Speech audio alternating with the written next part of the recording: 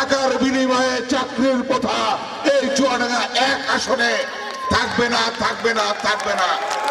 প্রত্যেকটা বুথে যারা দায়িত্বে থাকবেন, দেখা হবে ইনশাআল্লাহ 12 তারিখ রাত্রে অথবা 13 তারিখ সকালে। সেদিনকে রাত 2টার সময় আমি একটি অফিসে গিয়েছি। এইটা টাকা দিয়ে, অর্থ দিয়ে কখনো কেউ ক্রয় করতে পারবে না। জামান শরীফ, জননেতা জনাব শরীফুজ্জামান শরীফ। সবাই বলো, 12 তারিখে নির্বাচনে শরীফ ভাইয়ের ভোট দেব কিসে? ভোট দেব কিসে? শরীফ ভাইয়ের সালাম নিন, শরীফ ভাইয়ের সালাম নিন। বিসমিল্লাহির রহমানির রহিম।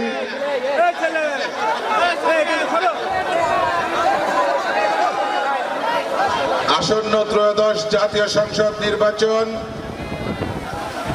12ই ফেব্রুয়ারি 2026। আমাদের 90% মানুষ চিকিৎসার জন্য কুষ্টিয়া এবং রাজশাহীতে যাওয়া লাগে। আমরা এই আলমডাঙ্গাতে আমরা একটি বড় হাসপাতাল আমরা তৈরি করতে চাই। আমাদের আলমডাঙ্গা উপজেলার মানুষকে যাতে চিকিৎসার জন্য অন্য জেলাতে যাওয়া না লাগে। আমাদের দল থেকে ইতিমধ্যে আমাদের চেয়ারম্যান জনাব তারেক রহমান উনি বলেছেন, আমাদের প্রতিটি ইউনিয়নে যে কমিউনিটি ক্লিনিক আছে, সেই কমিউনিটি ক্লিনিক গুলো মিনি থিয়েটারে রূপান্তরিত করে আমরা প্রত্যেক ইউনিয়নের স্বাস্থ্য সেবা প্রত্যেক ইউনিয়নেই আমরা নিশ্চিত করতে চাই। আমরা রাষ্ট্রীয় সেবা দানকারী যত প্রতিষ্ঠান আছে, সমস্ত প্রতিষ্ঠানে আমরা দুর্নীতি মুক্ত করতে চাই। প্রশাসনিক দুর্নীতি আমি মুক্ত করতে চাই। আপনারা সবাই সাথে থাকবেন। আপনাদের সন্তানদের জন্য সরকারি চাকরি নিতে একটি টাকাও আপনাদের দেওয়া লাগবে না।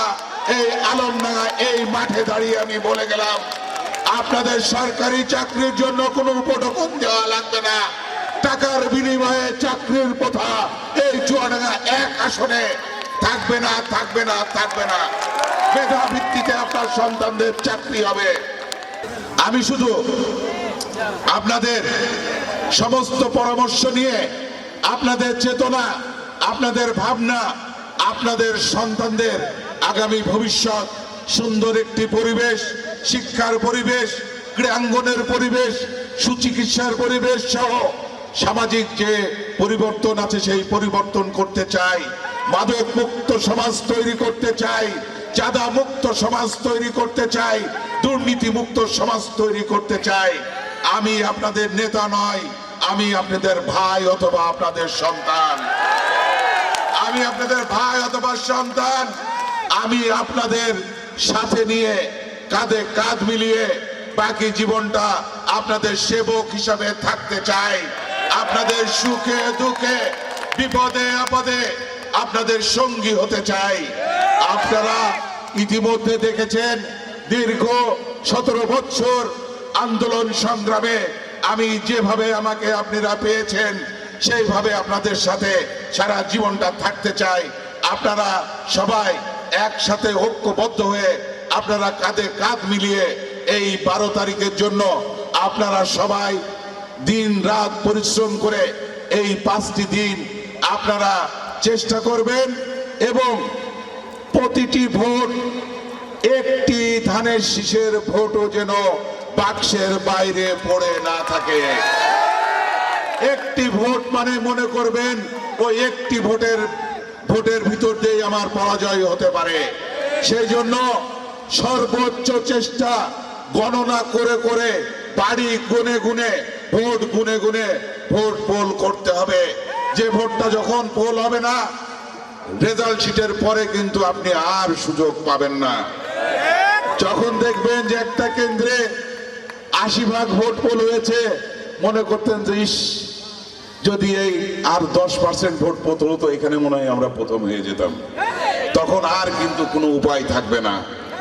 সেই জন্য আমরা ছোট ছোট করে আপনাদেরকে দায়িত্ব দিয়ে ছোট ছোট করে দায়িত্ব দিয়ে পরিকল্পনা করে নেতৃবৃন্দ একসাথে বসে আলাপ আলোচনার ভিতর দিয়ে আপনারা প্রত্যেকটি ভোট আপনারা পোল করার জন্য চেষ্টা করবেন। আপনাদের সাথে আবার দেখা হবে, কথা হবে। আমি বিভিন্ন ইউনিয়নে রাত 2টা 3টা পর্যন্ত ঘুরি। আমি আপনাদের কাছে কৃতজ্ঞতা জানাই যে আসলে এই ধানের শীষের জন্য আপনাদের সারা রাত জেগে থাকেন, সারা রাত ধরে অফিসে পাহারা দেন। সেদিনকে রাত 2টার সময় আমি একটি অফিসে গিয়েছি, দেখি যে আমার মহিলা কর্মীরা ঘুমতে উঠে চলে আসছে। আমি বলছি, এত রাত্রে আপনারা কি করছেন? বলতে, ভাই আমি শুনলাম যে আপনি এসেছেন, সেজন্য ঘুমতে উঠে চলে আসলাম। তা আমি এত আশ্চর্য, আমার চোখ দিয়ে পানি এসে গেছে যে এই যে নিঃস্বার্থ যে ভালোবাসা, এই ধানের শীষের জন্য শহীদ প্রেসিডেন্ট জিয়াউর রহমান আমাদের জন্য যে ধানের শীষ দিয়ে গেছে, এইটা টাকা দিয়ে অর্থ দিয়ে কখনো কেউ ক্রয় করতে পারবে না। এটা বাংলাদেশের প্রত্যেকটি মানুষের স্পন্দন এই ধানের শীষ। এই ধানের শীষকে বিজয় করার জন্য আমি প্রত্যেকটি তৃণমূলের নেতা কর্মীকে ঐক্যবদ্ধ হয়ে 12 তারিখ পার করার জন্য অনুরোধ রাখবো এবং সবাইকে ঠান্ডা মাথায় কোনো ঝঞ্ঝাট গ্যাঞ্জাম গোলযোগ এড়িয়ে নির্বাচনের সমস্ত বিধি নিষেধ মেনে 12 তারিখ পর্যন্ত এই নির্বাচন পার করার আহ্বান জানাচ্ছি। পাশাপাশি প্রত্যেকটা বুথে যারা দায়িত্বে থাকবেন, যতক্ষণ পর্যন্ত আপনার রেজাল্ট শিট রেডি না হবে ততক্ষণ পর্যন্ত রেজাল্ট শিটে সই করবেন না। আর ওই রেজাল্ট শিট না নিয়ে আপনি বুথ থেকে বেরাবেন না। রাত যতই হোক না কেন, আপনার জন্য এই বুথের বাইরে হাজার হাজার নেতা কর্মী অপেক্ষা করবে আপনার জন্য। আপনার শেষ দায়িত্বটা পালন করেই আপনি বুথ থেকে বের হবেন।